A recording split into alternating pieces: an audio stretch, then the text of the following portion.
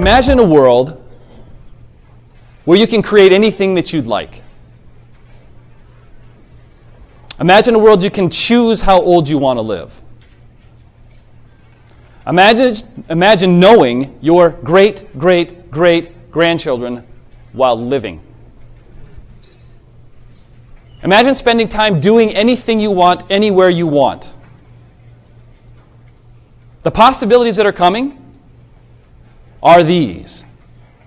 If we can live 10 years, there's a chance we could live as long as we want. Healthily. What I do is I go to Abundance 360, and I don't go there just to gather this information or be cool. It's a great group of people. It's really phenomenal. The conversations you have start here. I'm sitting next to CEOs, CTOs of companies, chief technology officers, innovators, inventors. Don't ask me how I'm there, but it's great because you're imbued in a culture of people who are actually doing this. There's a lot of talk, and talk is cheap.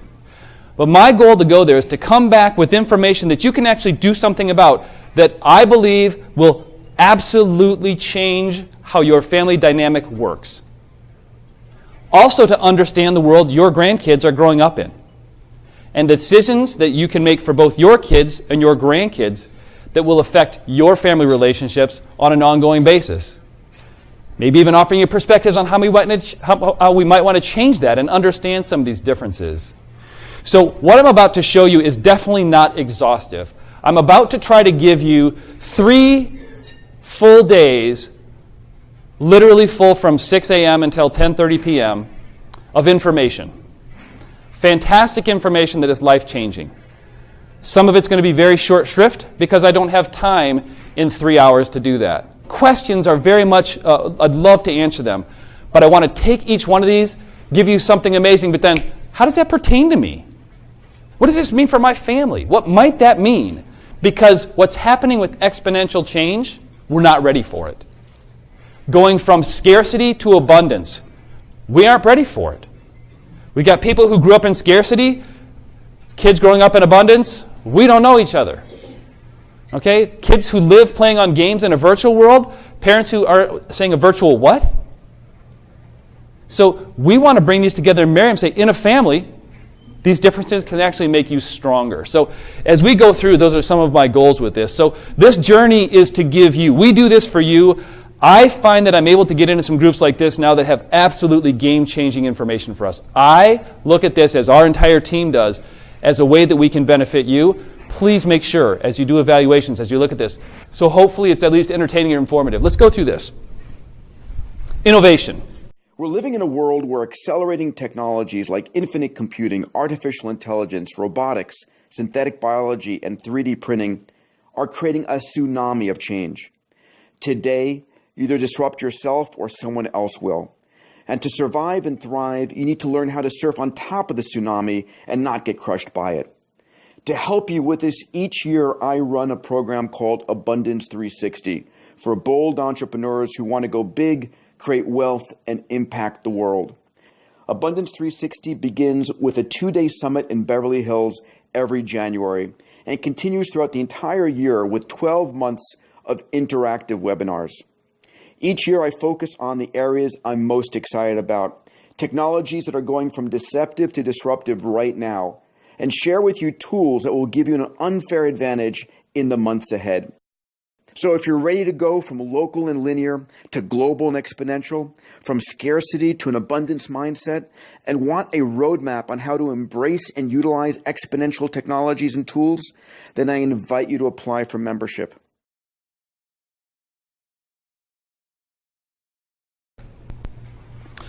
This is a program I attended. I also read, and we have every about 1 or 2 weeks, game-changing people and talking about their technology, like atomic printing.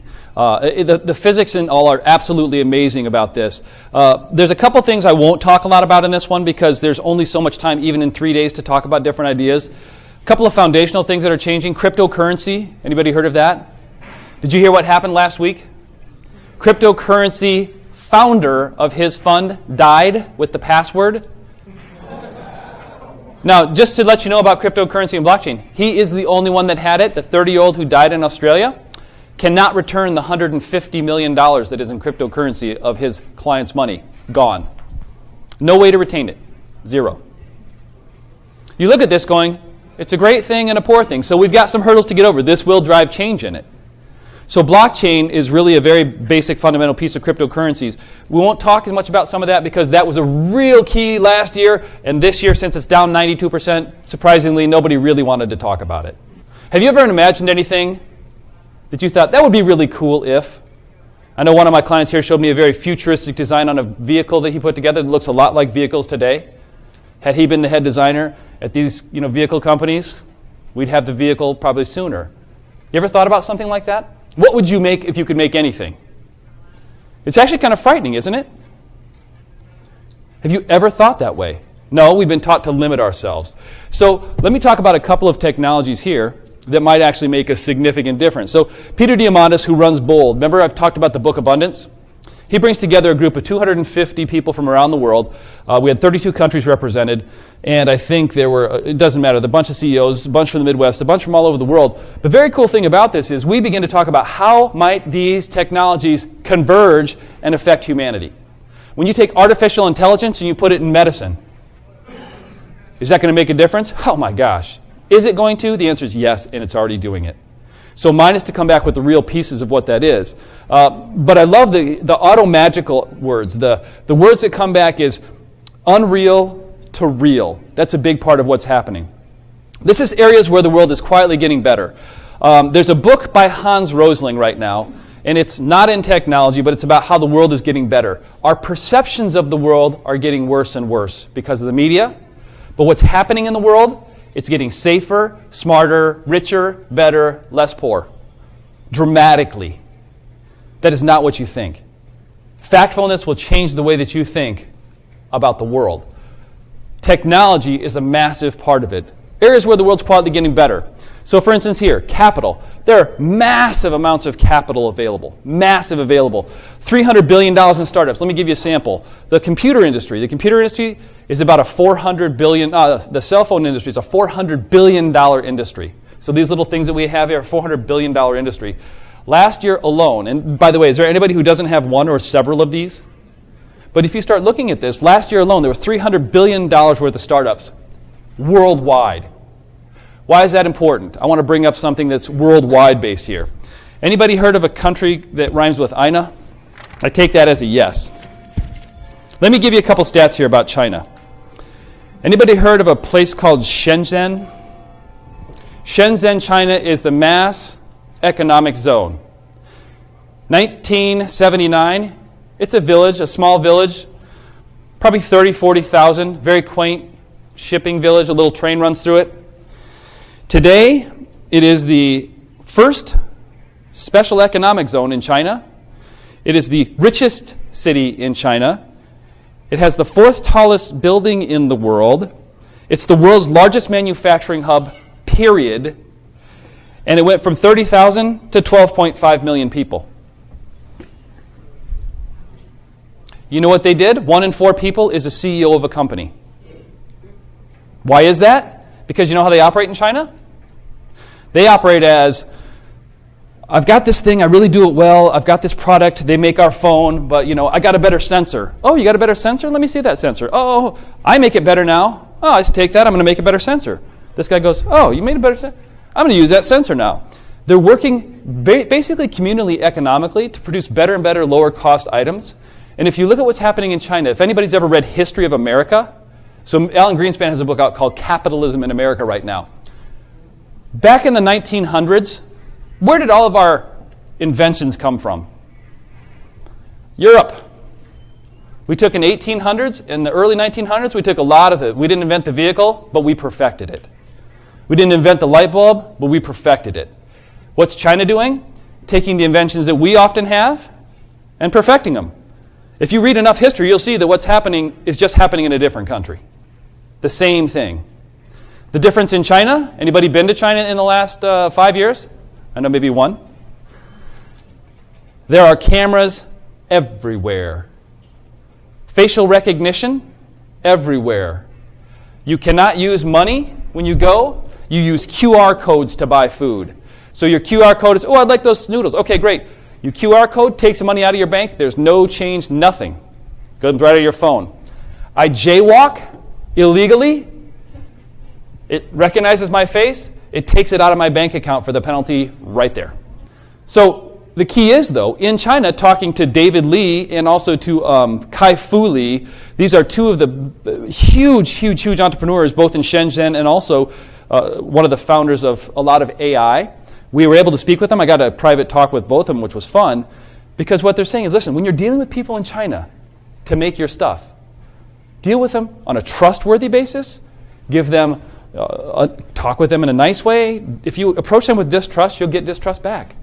Because he said people are the same wherever you go. But here's what's interesting. I told him, I want to make a little robotic vehicle that I can put in my driveway and it automatically pushes all the snow off so I never have to shovel again. You know what he said? What color do you want? That's what's happening in Shenzhen. They have all the components and electronic components to produce anything we want in the world better than we can. So what you're starting to see, though, in America, you're starting to see re-onsourcing. We have Chinese companies putting companies back here, like you'll see the company that makes this phone. Where are they? Anybody know? They're about 40 miles or 30 miles away from here. Down by Racine, Foxconn. Because we're very competitive, and it's better to make it here, use our low-cost energy, and automate it than to ship it from another country. So really interesting to watch some of these pieces going on. So this is the health and longevity. Anybody here want to live with healthgevity? Not just live long, but live long and healthy. That's what we all want, right? So you look at this, and this is wildly interesting. When you start to do what I call convergence of atomic materials. So atomic materials are, I can basically learn and now take a basic material, integrate that in so that it can work with my body to do something amazing, and I can use artificial intelligence to run all the experiments without ever having to test it on a human or an animal and come out with an outcome that I know for my wife is absolutely perfect and will save her life, but it may not be for you. It may kill you. So now I can sequence your genome for $100, decide that this may be a perfect therapy for you, and it may not be for somebody else. That's not the way the FDA has worked in the past. That's the way it's beginning to have to work now because of the specific therapies. So CRISPR and gene therapy. Anybody heard of CRISPR and not Kentucky Fried Chicken? CRISPR is gene editing. So one of my clients, she unfortunately passed away a few years ago. Her entire family has a gene in her that makes non-malignant tumors, but they become very big in the body. Her entire family goes to the National Institute of Health. Her brother, sister, all of her kids do. And it's essentially because of one gene mutation. What if there was a technology that I can go inside of the body, send this CRISPR gene in through a vaccine, and edit that gene so that you never have tumors again? Who think that'd be interesting? It's not interesting, it's happening. Let me give you two examples. I'm not sure why we do this with mice. We must really, really love mice to try to keep them alive. But we just created the first completely cocaine-resistant mice. Now think about that. Cocaine is like one of the most massive stimulants in the world outside of sugar. We have mice that can take as much cocaine as possible and no effect whatsoever. Why? We've genetically altered them to do so. The first racehorse that is coming out in 2019, massively muscled. So in other words, it's not just the breeding of the horses, which is really GMO, by the way. It's a genetically modified organism. They're going inside with CRISPR. Let's say I want to be Michael Jordan. I want the Michael Jordan gene. I want the sequence to be just exactly like him. Well, heck, why would I want that? I want Michael Jordan, Steph Curry, Giannis Antetokounmpo, and I want to be 7'8". All right, cool. That's your racehorse. So let me ask a question. When I was supposed to be clergy, a teacher, or a biomedical ethicist, 1988, I'm like, what the heck is a biomedical ethicist? Who would ever use that? If I can go in and decide all of the traits of my children, I love my wife's widow peak, I love the blue eyes, I love the this, I'm going to start choosing those. Where might that be an issue for the family? Where might the ethics come into that? Okay, do you see what's happening here? These are incredible things we can do. We can correct, so inside of me I've got the APOE4 gene. APOE4 gene is the gene that would give me maybe a 2 times more likelihood to have Alzheimer's or dementia when I'm older. I know it, I can do things about it, and therefore I can actually eliminate it and most likely prevent it. What's interesting about this is knowing that, what if they could go into my family, see if anybody else has it, and correct that? That's what CRISPR technology is working on, and it's doing it today. One of the kids actually in China had 4-stage lung cancer, certain to pass away. Through CRISPR, 100% recovered. No symptoms of it as well. Please, yes. So Sandy said, it's a great question. Wouldn't the reverse also be true? This is what I bring to Abundance 360, because we got 300 people out there talking about, oh, the world's going to be incredible, it's going to be great, you'll never have to do anything you don't want to do. Sandy brings up a great point here. What if somebody bad gets a hold of it? And I'm now able to inflict you all with stuff you've never had. And I can change your genetic makeup, and now I kill you all off by X, Y, or Z. If it's evolution, then I take all your stuff. That really works, right? But it's a great question. So is a good and a bad side of both of these? That's the trouble. So you have to have somebody there who's got this conscience of going, this is awesome. But curing your family of genetic ailments, awesome. Very positive. How about having a spare set of organs? Yeah, my kidney's not doing so good. That's all right. We'll replace it. We'll be out in an afternoon. Think about that. How about, and I don't laugh about that because today, one of the women at our program is actually printing off-the-shelf lungs. 3D printing human tissue off-the-shelf lungs. If yours fail, we'll time in. Tech giants enter healthcare. You heard about this? Amazon and others joining healthcare. This is very important. Right now, what's one of the most expensive budget items? When I started this business, we used to go, you have healthcare? Yep. Next. Today, one of the number one reasons people continue to work is to pay for healthcare. Now, here's what I'm going to make a statement on. There is sick care, which is what our healthcare is today, and there's true preventative healthcare. Preventative healthcare that prevents a disease from ever showing up is not paid for by insurance companies. When you start to show a symptom, the insurance company will probably pay for it. A lot of the things you're going to start to see up here will not be paid for at first. They're experimental. So something for myself, I'm working with one of my physician down in a health physician. So if you haven't noticed, there's less of me than there was last year here. Last year at this program, I weighed probably 242 pounds. This year, I'm just weighed myself, I'm 212. That wasn't my goal, but I'm looking at optimal nutrition, optimal health, making sure my telomeres are longer, really looking to say that I'm here for you longer. I commit to doing this for 25 plus more years. I love what I do. I love you guys. So in order to be healthy and do that, this is what my physician said. He goes, Chris, you got to make a choice. I'm like, well, what is that? What is it? 100% of you, 70% of the time, is way better than 70% of you, 100% of the time. And first of all, I did the numbers going, there's something wrong. What is he doing? I get it. I get the point. So working at this is there's some incredible things you're going to do.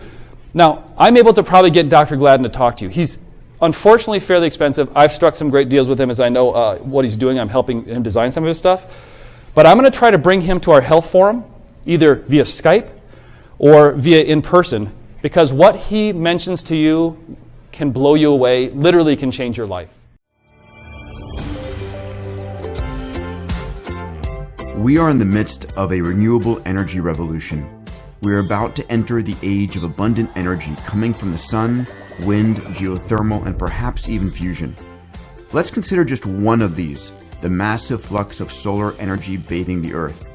In only 5 days, the sun provides the Earth with an equivalent to all proven supplies of oil, coal, and natural gas. If humanity could capture just 1 part in 6,000 of available solar energy, we could meet 100% of our energy needs. Luckily, installed solar capacity is growing exponentially, and prices are plummeting, dropping 250-fold in just 40 years. Today, the price is less than 3 cents per kilowatt hour, or less than half of coal and natural gas. This, coupled with the revolution in battery storage, makes it possible for us to set our sights on meeting 50 to 100% of our energy needs from solar and other clean tech in just 30 years. And because the poorest countries in the world are also the sunniest, the entire planet will benefit from this truly squanderable abundance of energy. Get ready for an energy revolution.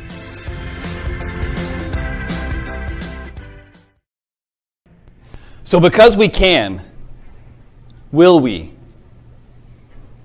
Think about that. Because we can, will we? Will we get rid of all carbon-based fuels? Do you really think so? If all fuel generally costs nothing, because I can get solar, I can get renewable, I can get this, it all is around a penny, it's not even a conversation, then what can we do? You start looking at solar energy. The poorest countries in the world, the desert, generally it's not usable for much, right? What if the entire Sahara provided all of the world energy? What would you think about that then? Is the Sahara actually a good thing for us? Yeah, it's a fantastic resource. Anybody recognize this down here? It's called the gigaplant. It's actually now I think called a gigafactory. Do you know what that is? That's Elon Musk's version. 100 of these around the world will provide all the direct energy and savings we need because it takes it in from the day when they can get it, stores it overnight, we can use it in the nighttime. Well, the problem with direct energy, like windmills and stuff, is that when it comes out, you have to use it right away. Well, he's coming up with a way to store it. So you're looking at radical people taking huge amounts, investing $10 billion of personal money into this, well, his company's money into it, to create massive, massive changes for resource abundance. If energy is 100% abundant, what happens to the wars that we used to fight over oil? Do you remember that? Do we fight those anymore? Does that change some of the socioeconomics? Yes, it absolutely does. Now, here's an interesting thing, too. So I actually ate something you're going to find over here. It was Kobe beef. Never touched the soil, never a hoof, only a cow for the genetic code that it gave us. I ate Kobe beef that was grown in a petri dish. And it was good. Freak anybody out a little bit there? I know my wife said she'd never do it. Got to tell you. I also had never expected it to taste any good, and it tastes just like it. They can create perfect Kobe beef by culturing it. 98% less water, nutrition, no cow killed. You want to go through the PETA ideas? It's fantastic. But it's going to take cultural acceptance, right? It's going to take all of you in this room going, not a chance, to, wow.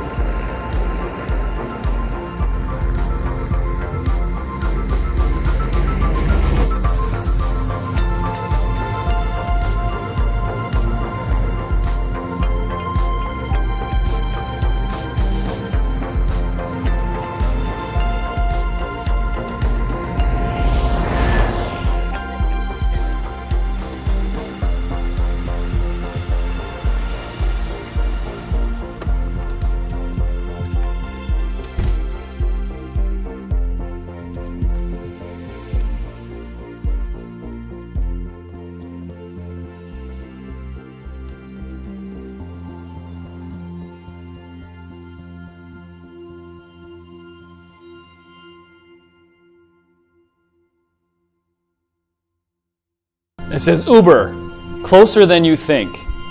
Dallas and Los Angeles have the 2 Skyports already set to operate. 2023 commercially, 2020 with their first test flight. That's 1 year from now. Peter stopped the conversation, sometimes it's with a question, but who here is developing real estate today with rooftops in mind as an actual asset? There's 30 worldwide commercial developers in there, not one. Now, there's 30. Think about this. If I can live 100 miles out, I can live in this beautiful area out here, even up in maybe, let's say that I've got a house up in Hayward or something. If I can get back and forth from here to there in 20, 25 minutes, does that change how transportation is looked at? I have one of the top transportation people in America sitting here in the front row. Well, in the second row. Does this change the need for roads and infrastructure? Now it's virtual. It's sky infrastructure. Does this change how we think about transportation? Radically. What if there's no pilot in that plane you hop in?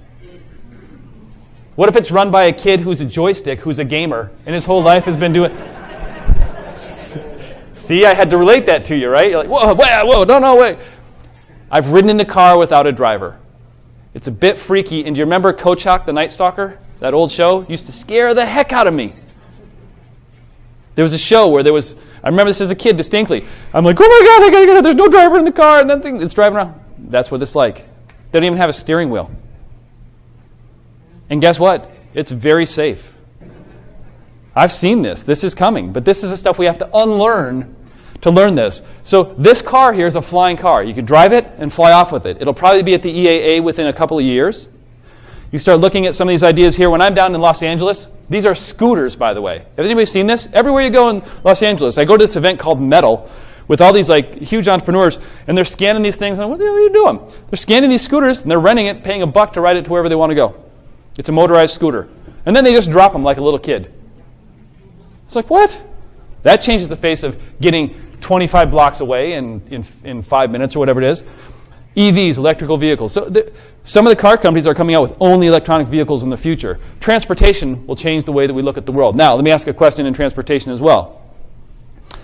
I've been offered the ability now, I got a $50,000 discount to hopping on Spaceship 2.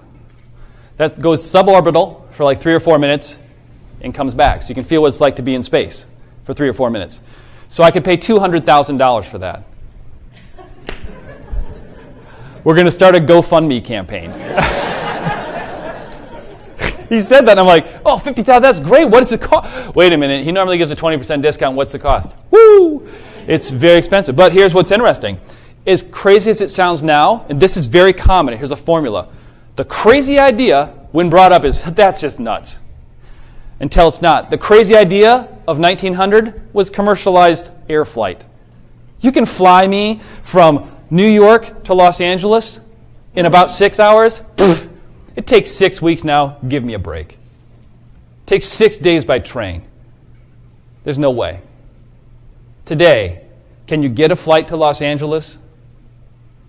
Not from Milwaukee. But you can. It's the miracle. So here's what's interesting. Who here would like to go to Australia in 45 minutes? This is the craziness with this Spaceship 2 as you look at it. They've got 4 spaceports around the globe right now.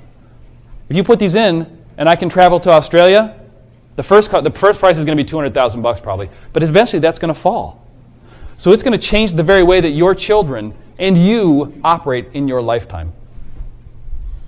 Networks and sensors. So anybody know how many sensors are in this thing here? If you ever taken it apart, our daughter Samantha had spilled orange juice on her iPad once. And the thing morphed and picked up, and we looked at inside. There are incredible amounts of sensors in here. We're heading into a 1 trillion sensor economy. Why is that important? You ever lost your car keys?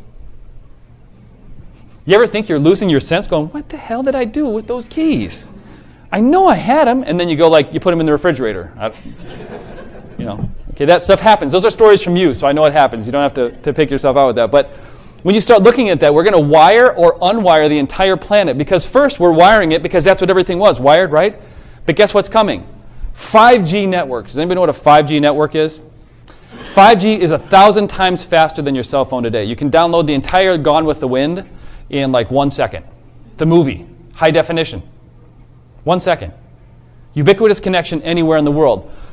LiDAR on a chip. So radar is, radio. This is laser detection. LiDAR on a chip. So now they've got a little tiny chip in here that can essentially, everything you used to see on the top of a driverless car is now in a little tiny chip, little tiny sensor. NVIDIA makes it. That's pretty stinking amazing. But this is what's happening with material sciences as well. The race for satellite supremacy as well. Anybody here know how many networks are going up right now, plan to go up in space? 5 major networks. 12,000 satellite array from SpaceX.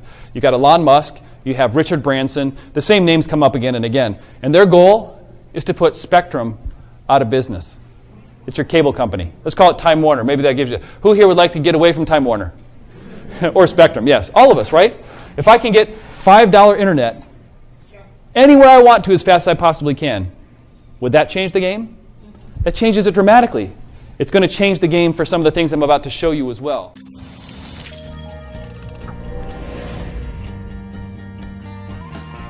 From R2-D2 to Commander data, robots are part of our future culture. Thanks to the convergence of AI, sensors, material sciences, actuators, and mobile phone tech, we are on the cusp of a robot revolution. At a high level, robotics are machines that can help sense and act on the environment. Robots can operate autonomously, operate in swarms, walk on two legs, balance on two wheels, swim through the water, and even fly through the air. Today, robots are used to do human jobs where the work is dull, dangerous, or dirty.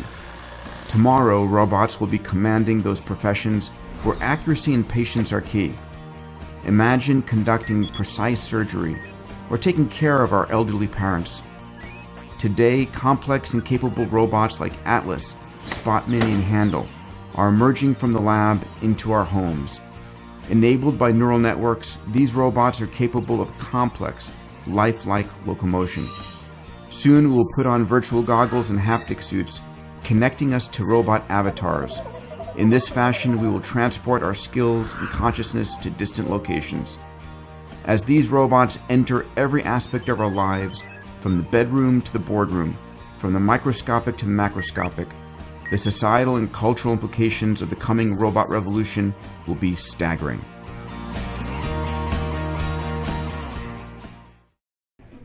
Anyway, when you start to look at sensors as you go through the robots, remember we've seen before, what if you have stuntmen? They're stunt doubles. There's no stunt. You don't need to be a stunt double anymore. That goes away. We've got robots that do it. Matter of fact, what if your favorite actor ends up being a robot?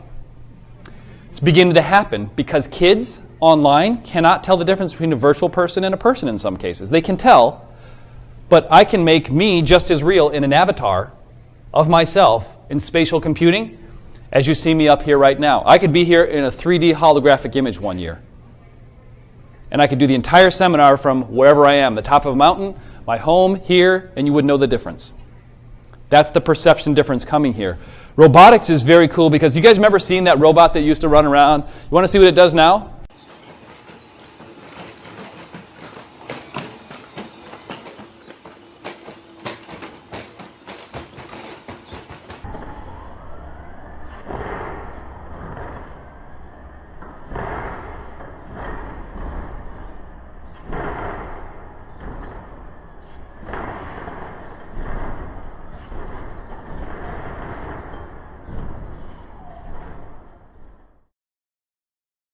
So by the way, that robot sensed what it needed to do, did it, and it adjusted as it did each one of those moves. You see it looks an awful lot like us, doesn't it?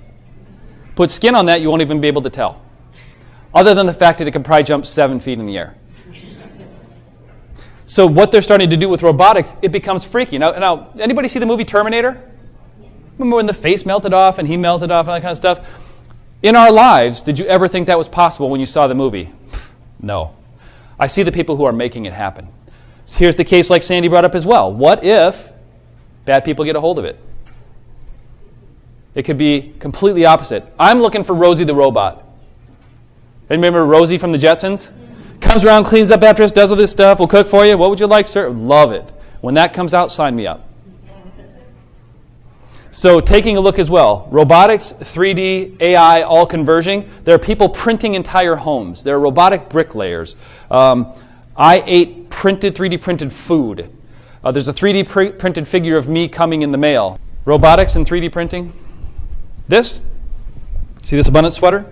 The material's 3D printed. So the material's 3D, still woven by robotic machines, but 3D printed. Basically not touched by the hands of a human. And I can make it any color I want, any design I want, whatsoever. Material I want, fit I want, and it's online.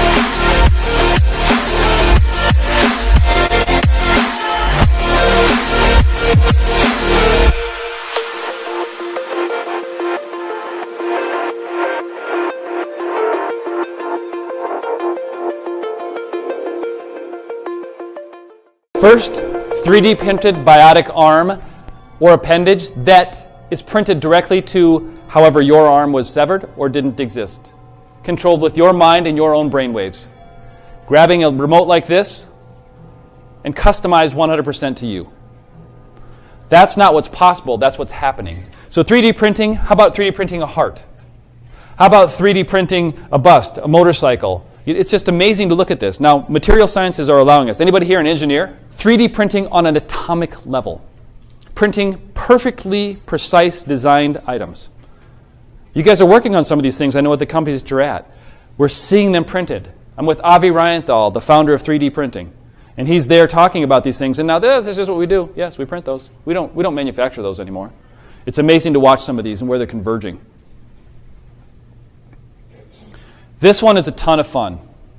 So has anybody here been in virtual reality glasses? Dev has how many? Raise your hands high. Let's see. Okay, that's about 7 to 10 of you have. So this is the Oculus Go. This is the latest version of the Oculus Rift. No wires attached. Battery operated. You can download programs to it. If you haven't been in one of these, we're going to have these at the office when you come in. Come in a few minutes early. If we can't get you into it, I apologize. But this will change your world. This will change your world. When you look at this, my daughters have had this now for 3 years. What's their favorite thing to do? What's Samantha's favorite request? Build or travel. Build or travel. She has been more places in the world than I can even imagine because she hops in these glasses and she can go in VR via Google Maps to anywhere in the world. She can go inside this club. She can see exactly what it looks like in here. She can go to the mall. She can look inside of it. She can go to India. She's in the Taj Mahal the other day. What are you doing, honey? Oh, I'm just looking at the Taj Mahal. She's 10 years old. It's just amazing. This will change your life. Now, let me say this. You might look at it. I don't want to change my life. Okay. Believe you me, I've heard that before. This is what virtual reality will do. There's a bunch of stuff, but elimination of screens. If you no longer need a screen. If I've got you all in VR glasses, you see this room as you want to see it, the screen is as big as you need to be to see it. I can't read that print, Chris. Doesn't matter. Make it bigger. So you all can see the same screen or whatever screen is in your eyes that I'm projecting at any time. Camera and virtual screens go away. Virtual keyboards are there. This is kind of funny. There was the oldest, years and years and years ago, the very first virtual reality screen that NASA made was actually called the iPhone, E-Y-E phone. So we thought it was quite funny. Virtual reality for education. This is very interesting. They took a class of children and they looked at the top and the lower portions of the grade. So those bottom feeders, the bottom achievers, and the top ones. They switched the curriculum around from reading and testing to virtual reality and immersion. Guess what happened to the results? Inversion. The worst became the best. So I asked the question, are our kids failing us? Or are we failing them? Sometimes we just need to turn the problem upside down.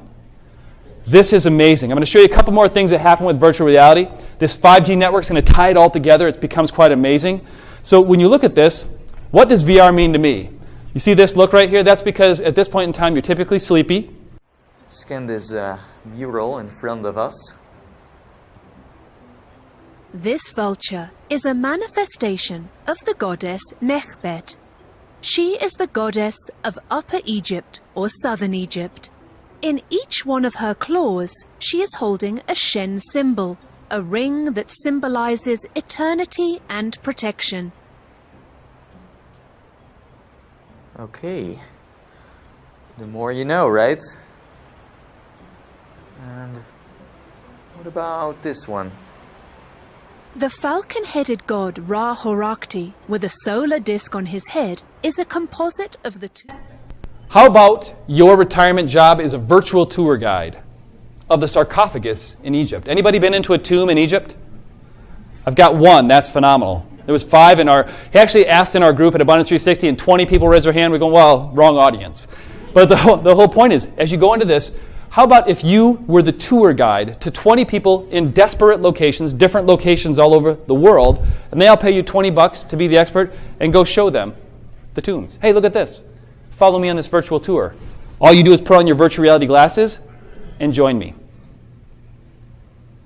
I can map out the entire world. That's what people are looking to do, map out the entire world so that when you want to look at this in your VR, you can. There's something called Magic Verse. Magic Verse is physically mapping all of the stuff in the world so that we can see it in virtual reality. What's even better is these glasses here isolate us. Okay? So when you put these on, it's you in this world and there's not much else. So I was able to go to Dreamscape, the first one open, where you have we have 6 of us all in the same experience, in a movie. We're in a virtual world with dinosaurs and it steps up and you can reach out and touch it with haptics. It's the craziest thing in the world. But what's cool about this, these augmented reality also display this on the screen. So essentially, augmented reality, through my glasses, I can see your name, who you are, where you're from. It can say, oh, this is Pam, she did this. This is Deb, she did. So the augmented reality is now giving the same as virtual reality, but you can see through it. Where is that important? How about urban planning? How about this? Education. If you want to see on your phone, let's say I've got this deal here and I've got an empty room and I go to Target and I want to go, well, what would that look like with this dresser here and this here? Through augmented reality, you can plan your room. Through augmented reality, you can have a conversation with somebody else. Through augmented reality, if you start looking at it very closely, it's a communication medium through which we can see the unreal and make it real. So if you want to say, I want to build this house maybe, but I want to walk through it before I do, you can do that. Virtual and augmented reality. So looking at education, what if I can be educated by Sir Isaac Newton? What if I can take his DNA, bring him back through augmented reality, put all his information in, and learn from the best piano player ever at Juilliard? Who would you want as your teacher then? Where would we all learn? That's where this is leading. There is not an empty seat as the fans pour in anticipation of that opening ceremony. Just under a minute away. So with that, we are going to head inside the stadium to take a look at the sights and sounds and that countdown clock ahead of our opening ceremony presented by MasterCard.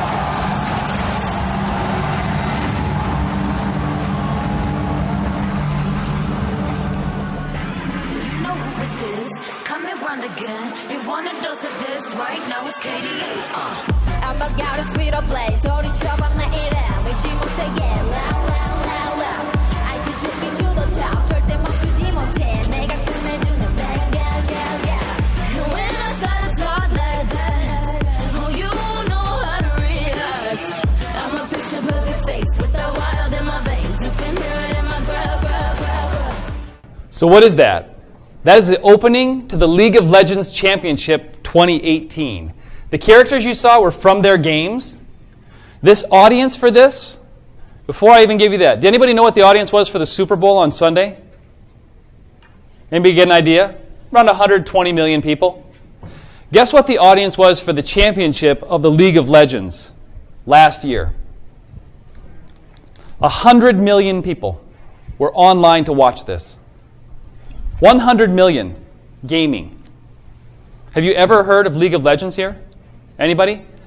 I guarantee your grandkids have. The people you saw in that were created virtually from real people. That song, which was created digitally, went to number 1 on the charts immediately for 5 weeks. Created completely digitally. What you're noticing here, and this is where it comes back to you, esports are here and real. You may look at that kid, and I'm going to say this. You might say, that is wasted potential. This kid is simply gaming their whole life, playing 60, 70 hours of gaming. That is wasted potential. Until You start to find that the League of Legends people that you see here, the top 50 teams, the average salaries were from $350,000 to $5.5 million. The kids were 17 to 23 years old. Your kid wants to get into it, you might think, oh, you can't make money doing that. Getting into gaming, you start at a beginning salary of $1,000 to $1,500 a month. You can make up to $15,000 a month if you're sponsored by somebody. That's to begin with. Not to mention all your YouTube following and all the money people pay to learn about this. The military has actually studied this as well and found that kids who are the best at this often outpace the top military leaders we have in strategy. This game is so complex, it takes 5 players from anywhere around the world to get together as a team to fight other people around the world. Talk about community and collaboration. If you want to bring up something to your kids and grandkids, let's understand this. This is the world of abundance that they live in. Yours was playing kick the can in the street.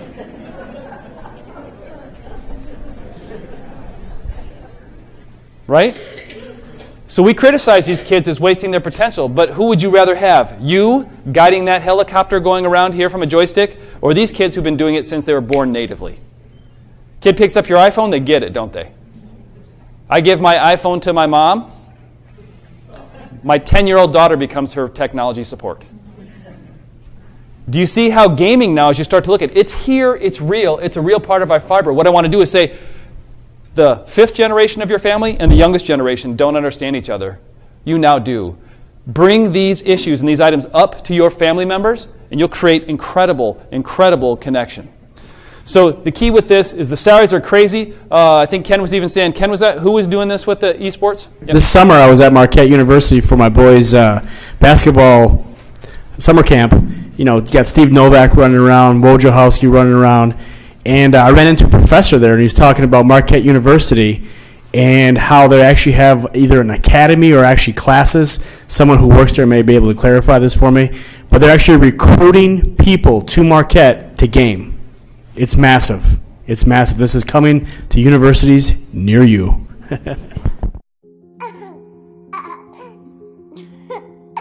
This is Baby X. She's one of the most advanced brain simulations in the world, and she's enjoying playing a peekaboo game with me. So, what is Baby X? It's a virtual infant simulation. It's trying to create the elements which put together aspects of what makes something lifelike. The only way to do that is to give it a brain. Baby X isn't an animation. She's a virtual human, and all of the behaviours are generated by neural networks. She watches and listens to what I do and makes her own decisions in real time about how to respond. Firstly, I'm going to say the word duck to her. Duck. If she knew what the word meant, we should see a duck appear in the top left square. But there's nothing. But if I teach her that this is a duck using associative learning, then something amazing happens that we do as well. We just take it completely for granted. We can see on the right-hand side that Baby X is looking at the duck, and on the left square, we can see that Baby X is perceiving my face. And the square next to it is what she's thinking about. At the moment, it's static. Now watch what happens in Baby X's brain when I say the word this time. Duck. Her brain builds a link between the word duck and an actual duck. Parts of the brain light up. This shows localized regions lighting up that are involved in sensory input and object association. Created by Dr. Mark Sager and his team, she isn't just an animation. She sees, hears, and responds in the moment, which means she can show us in a way we've never been able to see before how our mind creates negative feelings. We can see that Baby X is looking at the spider and there's no reaction. But I'm now going to tell her it's something she should be scared of. Scary spider! The spider now provokes a clear fear response. The sight of the spider triggers specific parts of her brain. Her amygdala initiates a cascade of reactions which send chemicals into her system, generating the physical and emotional feelings of fear. When we take the spider away, she calms down, and when we bring it back, we can see she's now scared of it. Baby X is driven by a virtual nervous system. It controls her breathing rate, her heartbeat, her facial expressions, and we can even see her facial nerves. Deeper still is the virtual brain which drives it all. When Baby X presses the green button, a duck appears. And when she presses the red button, a snake appears. But at first, she's just pushing the buttons randomly. As Baby X continues to press the buttons, her brain begins to form new connections. She wants to see a duck, so she's working out pressing the green button gets her what she wants.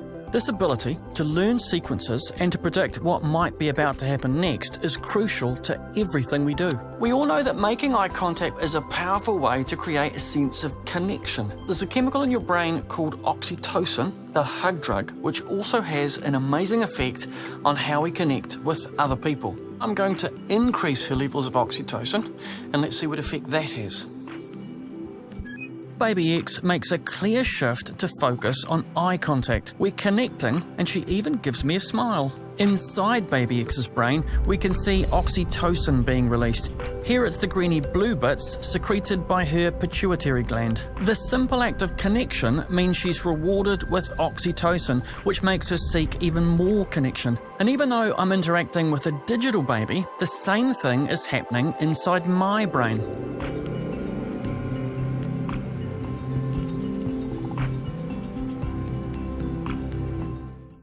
So what you're starting to see there is the creation of a virtual human being. Does that look real to you? Awfully real. Created, by the way, totally virtually real. You can ask her questions, she can answer. She was part of our program. We had Leah there. Leah was a virtual assistant who actually helped Peter DeMontis run the program. She's completely computer generated, and you wouldn't know it. She's on the screen. You can ask her any question right there. She'll respond. She learns from you. You're going to see more and more of these auto assistants. Mercedes-Benz has them. Autodesk has them. You're going to see cashiers have them.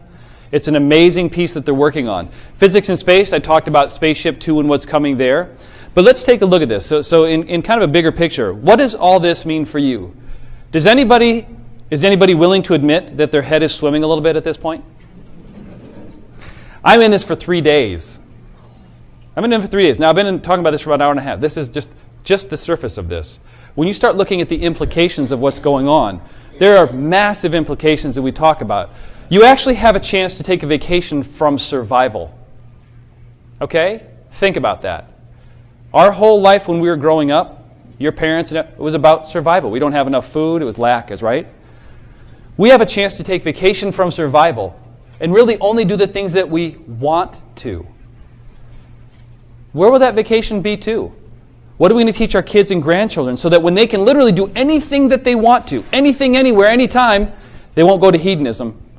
They want to stay in relationship with you. I think the one thing that they can't capture in a lot of what we're seeing is the spirit. The you and me sitting across the table from each other. Some people said, well, I'm just going to put myself in a computer. I say, be careful. I think there's a component you can't put in there. But we'll see. This is what's coming. So as you start to see the convergence of the human-machine interaction, that's where it's going to be crazy. They say there are men in Japan who may never have a real physical girlfriend. Because they get a companion that's virtual that says yes all the time. Yeah, let's go there. You're so smart. You're so cute. You're so this. No criticism. They're saying this. Same thing in China. This is what they're coming up with. Education. Last, I'll talk on this. Has anything changed in the last 35 years? Then why are we educating our children the same way? My daughter essentially learns almost exactly what I did until I come home from these programs and introduce her to virtual reality, to robotics, in other words, and then she sits there and grills us with questions for the next 3 days. Dad, what if? What if? Dad, what if? So say I was on my bed and it said this, and I felt like I was laying on my bed, but I was really downstairs. Would I be on my bed? I mean, she's got questions that are crazy. What if you had access to the greatest teachers in the world? We do. This is what this can do for us. The downsides. Sandy, you brought up a great one. Privacy.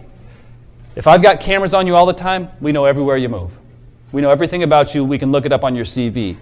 How about this? One of the biggest typical issues is going to be unlearning what you know.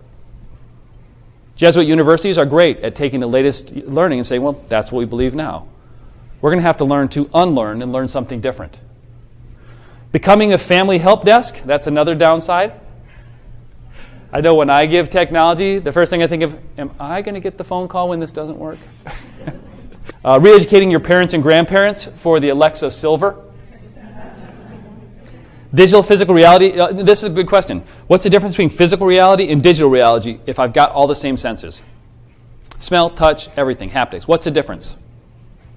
You can go wherever you want to go. You better have a great center, because you can go wherever you want to go and do anything you want to do in virtual privacy.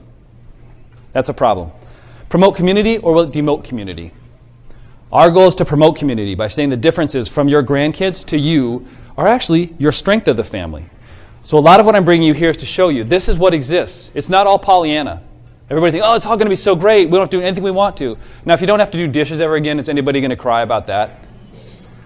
I see no hands go up. No. So giving you a little bit of a summary of this. You saw the YouTube channel we have coming, your Gentian team here, the behavioral finance, the bull and bear markets, the innovation and technology update, what this all means for you. But what I really want to do after showing you this, does anybody here have a slightly different view of the world than before they entered here today? Please show me with your hands if you do. Is this beneficial? Do you like this? This is foundational, fundamental, and directly from the source of what's happening. I commit to bringing this to you. It does bring up a couple of issues. I need some help. One thing you'll see that I'm doing is I'm bringing a phenomenal team together because I can't deliver all this. I can't deliver it all to us one-to-one and one-to-one and one-to-one. I can deliver it sometimes one-to-one. But what I want to do is find ways that we can do that. So we're going to ask questions as well. How might you best receive this? Emails, texts, maybe not text, emails, videos, things you can go to and consume. Forums like this that we have. I love this part of it because we can interact. Those are the ways I think that we can do this. Some of the basic forms of a review meeting may be by one of my teammates, and everybody who's done that with them so far has had fantastic results with that. But the strategy, the different things we're looking at, these groups we're able to get into and bring back to you, I know essentially can change the way that your family operates on an ongoing basis. Family, friends, compadres. You can also be the hero by introducing your kids to some of these technologies and grandkids. Come show them robotics. Come show them the ideas we're talking about virtual reality. Chances are they've already heard about it. But if you're the one to introduce them to it, hey, Grandpa mine, he's the coolest person. My grandma's, oh, you should see her. She's the best in the world. You may not even know what it is. But what I want to do with this as well is we'd love your interaction. If you get a chance to fill out the questionnaire, that would be fantastic. I appreciate your time, your commitment to us, most of all, your trust. The biggest thing they're not going to recreate is relationships. But if you can have Thanksgiving dinner with your family who lives all over the world, sitting right around this table, or if we can have this seminar with you being anywhere in the world and it looks just like this, this is what virtual reality, this is what this technology is all converging to allow us to do. This is amazing. That's where it can promote community. It can take the differences we have and bring them together, not separate us like it does now. I would like, if you can, to fill those out, but I want to make sure I thank you for A, your time, B, your trust, listening to us today for the first hour and the second hour and a half. If there's any questions, I can take a few now. I know some of you will have to leave. I'll also stick around. But I hope this is something that you can see like I have. I have a deep, visceral feeling in me. This is changing our world more than anything else. And I want to continue to communicate that to you. Are there any questions that the whole audience might want to hear? You guys may have a good one. Sometimes people call them dumb questions. I don't think there's a dumb question. The question is, what does all this have to do with our investing right now? Everything. I have a team of 50. In the past, I'd probably have to have a team of 70 to do what I do today because artificial intelligence is allowing me to put my thinking into machines and actually screen what I need. If I'm able to do a meeting with somebody in virtual reality because, hey, they're over here, but they need some quick question, they pop on, we're able to do that. Artificial intelligence is helping me discern proper thinking, putting that aside when it's repetitive, to be creative. It's causing, if you do not change your industry that you're in, Kodak invented digital cameras. They were put out of business by digital cameras. They made the wrong choice. You're finding this technology is fundamental to everything you invest in. What it's not fundamental to is your family that we see here, the people, the friends, but it may be how you communicate, the form with which you do it. It's a great question. I had one client ask me that before. Why would you go to this? Why is this valuable to me? Because when we make decisions in here, if somebody doesn't have idea that this is going to absolutely change the fundamental business of Procter & Gamble, okay, they sell toilet paper, they sell washing machines, that's great. But how are you going to do that when it's in a machine already, when a machine does your laundry, when a robot does your laundry? How are you going to shop when Amazon sends it to you? It changes almost every aspect of what we do. It's a great question, though. I appreciate that. Correct. So the virtual reality is not as popular as people have said it is. This is a question, and I've experienced it. When we first got these 3 years ago, there was like 6 games you could play. Like when I got the Amazon Alexa, it did 7 things. Well, great, this is neat. Early adopters are typically super excited, just like the internet, and then you have a massive crash going, well, what the heck does this thing do? Why would I ever want a device that I can talk on and I can hold that has no wires, that also has my appointments, all the news, it's connected to everything? Why would I ever want something like that? It's a commoditization of miracles. Virtual reality is one of the next ones. So just like 3D movies. It was really cool when it came out, and then nobody watches them anymore. Now they're not in 3D because people get headaches. You're going to have to get past some of these kind of ideas. But what you're going to start to see, the people who are creating stuff are now creating content for virtual reality, and us to have virtual rooms and actually interact with other people, that will change. So typically the investment curve goes like this. Then you're going to find a lot of interest wanes, and then you're going to find a ton of it comes back. This is predicted to be somewhere around $300 billion industry. Right now the cell phone industry is $400 billion. This, they say in 5 years, will not exist. You'll not have this. You'll have some form of virtual reality or augmented reality glasses. One sample is this, augmented reality. Man, I really don't know how to fix this diesel engine. Oh, this is broken, use this wrench, do this. I become a virtual expert immediately with these glasses. I don't want to be a diesel mechanic anymore. I want to be an engineer. Well, load this up, okay. Wow, this is how you design the trusses for this bridge and this, that. When learning is in your glasses, when it's there, how does that change things?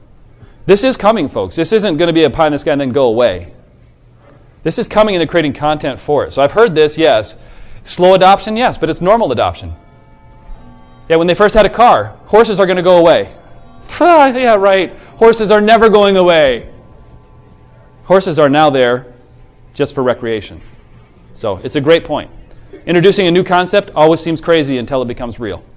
What's going to happen? And the question was, what happens to the daughter who you decided to change the genes and edit them to the next generation? That's not something they know yet. But what they would think is, well, if this CRISPR fixed this child, if there's anything we didn't want in this, they would fix them as well. That's their thought process, because it would simply come down. But you don't know what output you're going to get if you go back to normal birth. These are the things that are, there's trouble. There's unrealness with some of this. It's a great question. These are the questions that this evokes. I don't like my kids having brown eyes. I want them to have them blue. What if they're supposed to have brown eyes? You know? Who decided that? Should that be our decision? God may go, nope, not your decision. Stuff doesn't work. You know? It's a great question, though. These are great questions. So this should evoke a ton of questions in your mind that, wow, is this really going to be it? Does this affect my investments? How does this investments? How does it affect me? We know fundamentally the people we talk to, our investment advisors, the firms we use, this is changing almost everything we see. You can get Walmart. I can get groceries delivered to my house right now from 7 different stores. In China, it's 200. They're way ahead of us. 200. 30 minutes, you can get food from 200 restaurants just like that. No money, no nothing. You just decide where you want to eat every night. They're way ahead of us on this stuff. By the way, if you look at it, China's probably most advanced. We have some privacy issues, so we're probably in the middle. They say Europe, not a chance. They're not going to thrive in this economy, not for a long time, because they are way too protectionist on identity. It's too difficult to do this. China doesn't care. We somewhat care. It's just interesting to watch. There's so many different items that come up with this. I can't bring them all up, but these are great questions. Great questions. Well, I'm going to allow you today. Thank you so much for sticking around. I really appreciate this. This takes a ton of time and work, ton of your attention. We love doing this. We do this for you. You are who we do this for. We absolutely, totally appreciate your attention, time again. We appreciate the fact that you'll give us some feedback to provide what we want in the next program. There's 3 or 4 different subjects on that piece as well. But mostly, we thank you for your trust in us and our team. And as we continue to grow, your trust in how we can all help you. Please feel free. Have conversations. These people. So thank you very much again for today. I appreciate all your time and energy. And we will see you soon in our appointments. Awesome. So thank you very much again for today. I appreciate all your time and energy. And we will see you soon in our appointments. Awesome.